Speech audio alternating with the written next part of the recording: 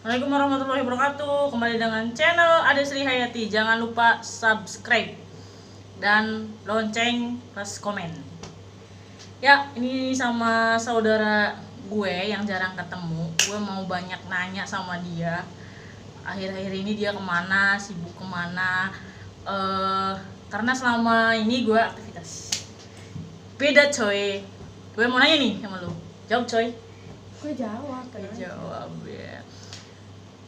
Banyak nih ya mbak, teman-teman gua yang dia sarjana pendidikan ya, tapi dia nggak mengajar gitu ya, nggak di jurusan pendidikan, malah jadi ada yang pegawai bank, ada yang jadi pedagang juga, ada yang bisnis juga. Ya kalau misalnya kayak gitu mungkin masalah pribadi masing-masingnya ya, tapi mikirnya gue secara orang pendidikan, kenapa sih gitu loh nggak di pendidikan, tapi gue lihat lu tuh bukan dari basic pendidikan tapi lu mau gitu di pendidikan. Kenapa? Mau jawab nih. Ya jawab dong. Udah kepo banget kayaknya deh. Bukan kepo kan, karena gue kan Ya jadi pengen sharing kan ya sama aku. boleh. Versi pendapatnya saya nih, saya ya, bukan orang lain. Tapi terserah sih, kebanyakan orang pasti bilang yang lain juga nggak masalah sih ya. Tapi ini versi saya. Jadi waktu pas di dunia pendidikan perkuliahan, saya kan mengikuti himpunan. Dari himpunan kita dapat belajar juga ilmunya. Nah, bukan hanya dari ilmu yang ada di kelas, tapi ilmu yang ada di luaran. Contoh adalah di situ ada divisi sosial. Nah, berarti otomatis divisi sosial itu ngapain aja? Nanti pas di situ itu ada divisi di mana saya dituntut untuk belajar anak-anak yang tidak mendapatkan hak dalam belajarnya. Nah, terus di situ berkembanglah ke himpunan, dari himpunan ke BEM. Nah, dari BEM itu dapat lagi link-link dari teman-teman yang notabene adalah ilmu kita adalah ilmu komputer, tapi gimana caranya bisa ke masyarakat. Nah, dari situ saya akhirnya, kenapa ilmu saya, kalau misalkan ilmu diterapkan di dunia perkantoran itu akan stop di situ. Tapi kalau misalkan ilmu saya dilanjutkan di dunia pendidikan itu tidak akan ada habisnya. Oke. Itu yang pertama ya, berarti basic digarisbawahi bahwa basic lo bukan dari basic kayak gua ya, pendidikan gitu ya. Nah, kalau dalam soal keguruan itu ada yang namanya sekolah 1 tahun, itu sekolah yang apa tuh kalau nggak salah namanya, yang mengenai tentang basicnya lu gitu, misalnya kalau dalam pendidikan apa gitu, dalam ini apa gitu ya, penjurusannya penjurusan begitu 1 tahun. dan profesinya begitu profesi ya, gitu, profesi keguruan gitu. Lo mau nggak sih gitu lo sekolah kayak gitu, sedangkan di basic lo memang bukan itu gitu loh, tapi emang lu punya pengalaman mengajar yang emang sudah berapa? 1 tahun atau 2 tahun? 3 tahun ya, jadi ya lumayan gitu, dengan wali kelas pula gitu. Iya, jadi kemarin pas 1 tahun di dunia pendidikan, itu pas di dunia ngajar, itu ada tawaran yang notabene adalah bibi saya kan dari basic dari guru juga, pure memang dari guru, keguruan juga, dan disuruh untuk mengambil jenjang profesi dari keguruan tersebut. Nah, kenapa saya nggak diambil sampai sekarang, karena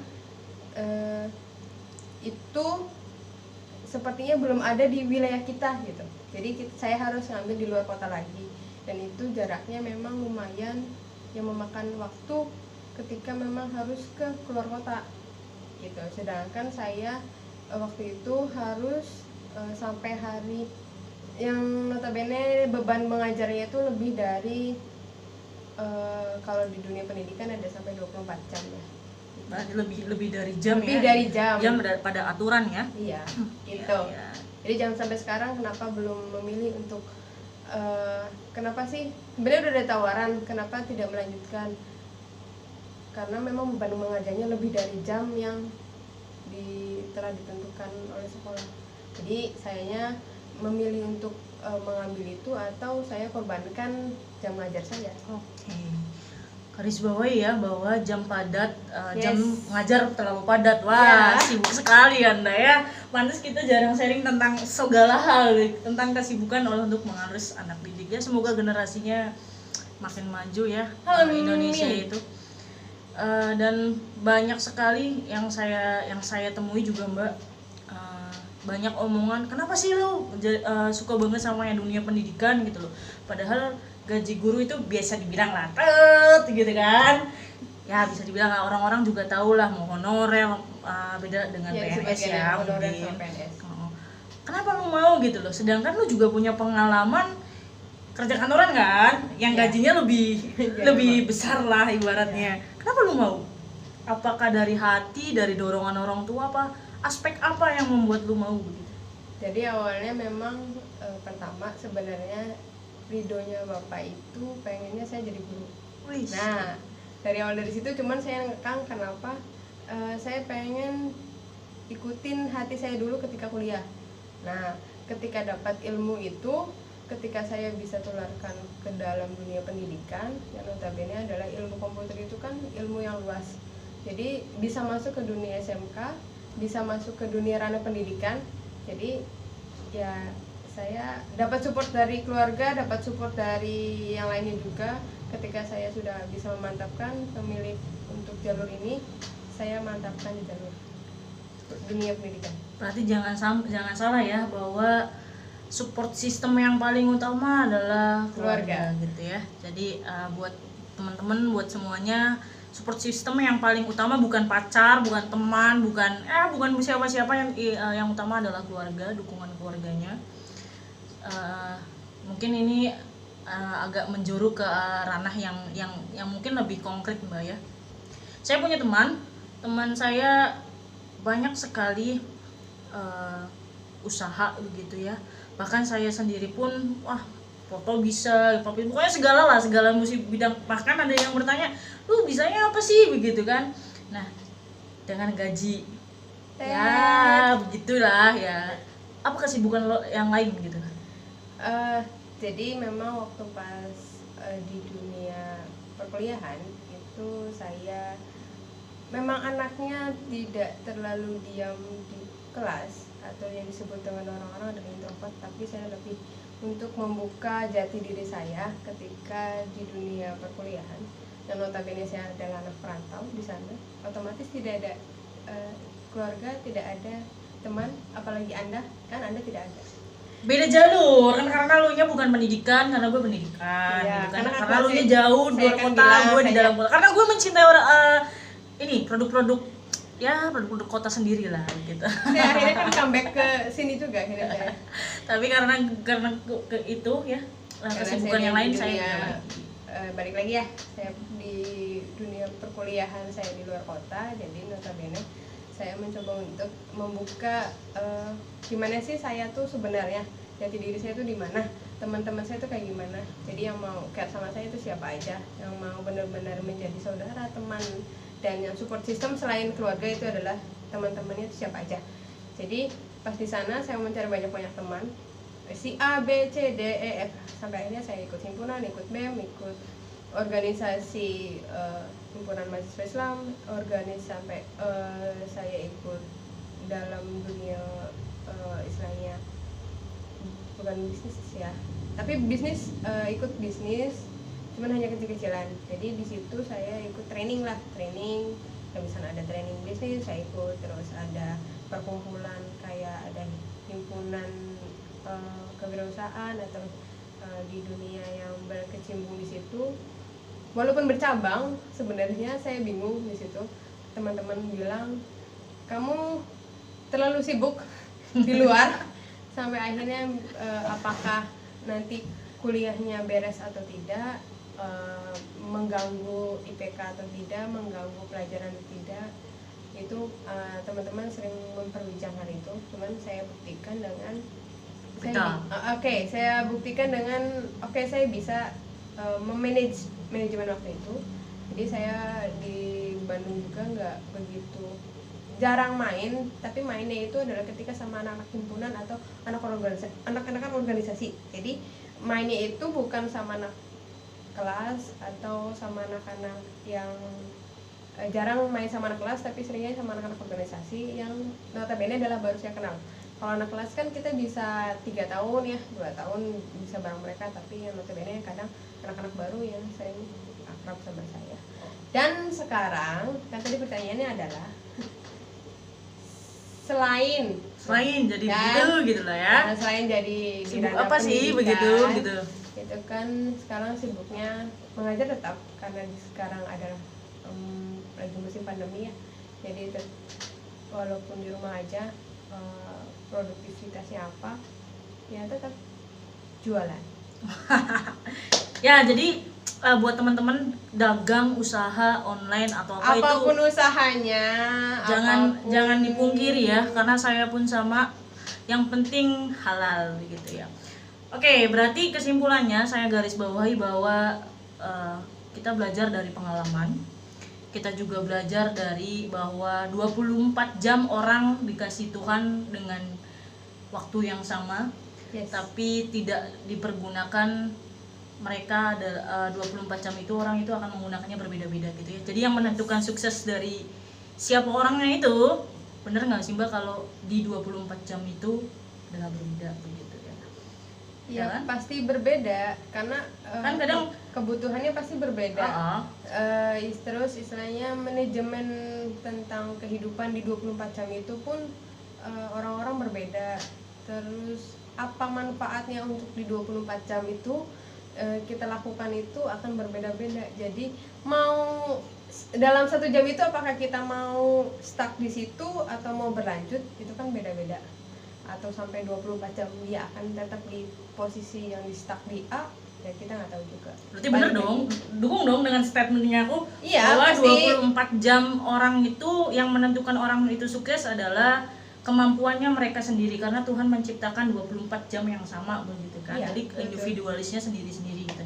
Ada yang 4 jamnya malas begitu kan. Ya. Ada 24 jamnya rajin, dan itu berbeda-beda Iya. dengan berbeda-beda begitu. Oke, pertanyaan yang terakhir. Banyak banget perasaan ya. Ya. Beres-beres perasaan nih. Ini Ibu Ini terakhir ya. guru bahasa Indonesia luar biasa. Alhamdulillah ya, saya juga bukan orang ahli bahasa gitu ya. Tapi insya Allah ya, doain anak-anak, doain teman-teman, doain anak-anak, doain siapapun lah yang mau Jadi melihat. pertanyaan selanjutnya terakhir atau masih? Boleh deh, dari lo ke gua apa gua ke lo? Pertanyaan terakhir dari aku. Dari gua ke lo, gua ke lo dulu apa lu ke gua? Kamu dulu. Oke, gue dulu. Ada satu impian ya, udah Berat sarjana ini. ya. Berat sepertinya kawan-kawan. Ada sarjana, Apakah lu udah kawan-kawan? sarjana, lu udah sarjana kan, lu juga udah punya pemasukan sendiri. Apa Amin. langkah selanjutnya buat lu ke depan? Langkah selanjutnya yang pastinya harus tetap ada impian, tidak boleh berhenti di situ saja. Yes. Harus ada keinginan, karena kalau Setuju. tidak ada keinginan kita tidak akan bisa melangkah. Benar? Oke, betul. Ya kan? Saya Jadi dukung. harus ada keinginan, bukan cuma hanya diniatkan tapi harus dilakukan. Ya kan? Pengennya kalau misal udah ya istilahnya udah sekarang kita udah istilahnya udah saya udah punya penghasilan sendiri, otomatis berarti yang tinggal impian saya belum adalah berumah tangga. Oh gitu, iya. Sedih ya? Sedih ya? Iya, Anda iya. itu menjebak saya. atau Bukan, gue bukan menjebak. Teman-teman, gue bukan menjebak ya, tapi gue nanya dari sosok teman, dari sesosok sahabat, dari sesosok saudara juga. Kebetulan saudara gue yang berbeda alur di mana gue pendidikan, dia enggak gitu. Jadi ini sebenarnya sharing aja sih buat teman-teman Jadi yang kan ya, karena kebetulan memang gitu. balik lagi ke kodratnya perempuan. Oke. Memiliki kodratnya perempuan itu adalah segimanapun dia sudah punya pencarian, bukan pencarian, mencari nafkah sendiri, bisa mencari nafkah sendiri, otomatis dia di situ harus ada berencana untuk berkeluarga, itu harus ada. Jadi nggak mungkin kalau misalkan kalau ya udah stuck di sini nunggu jodoh, kan nggak bisa. Oke. Kayak kan? Nah, Ini buat pembelajaran para kaum perempuan. Ya buat bersama sih Buat bersama sebenarnya. sih sebenarnya, tapi ini khusus buat Aku perempuan sih ya. Cuma Ini sharing aja. sharing Ini aja. mah hanya pendapat saya. Oke.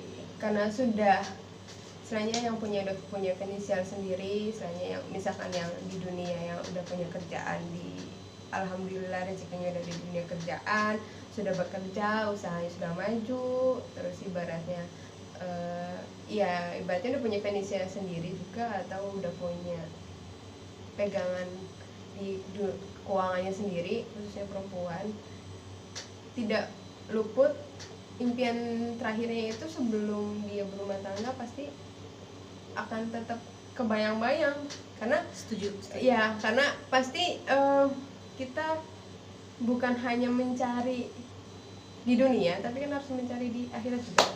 Hore, setuju. I like it. Ya jadi Like it. sesempurnanya nggak ada, saya nggak sempurna.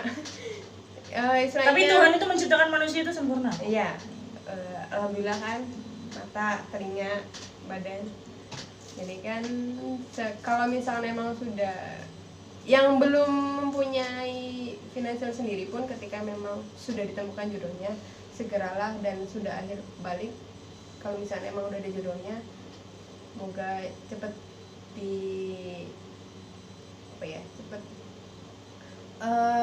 disegerakan lah ya.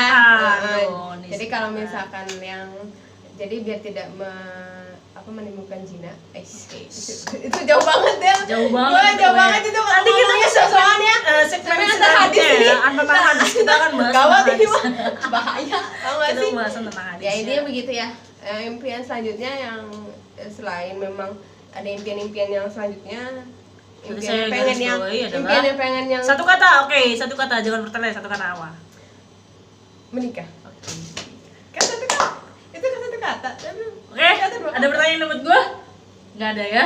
Sembarangan lo, nyebelin banget ya. Dia udah beres, kira gue nanya nggak boleh. Nggak ada. Gitu. Sama balik ke channel gua buat selanjutnya mungkin tentang hadis, tentang apa, pokoknya tonton terus di channelnya Desri Hayati. Nanti mungkin ada Kembali lagi banyak sama muka dia ya, atau lagi ya, kembali ke muka bisa saya. jadi, bisa jadi. Oke. Jangan lupa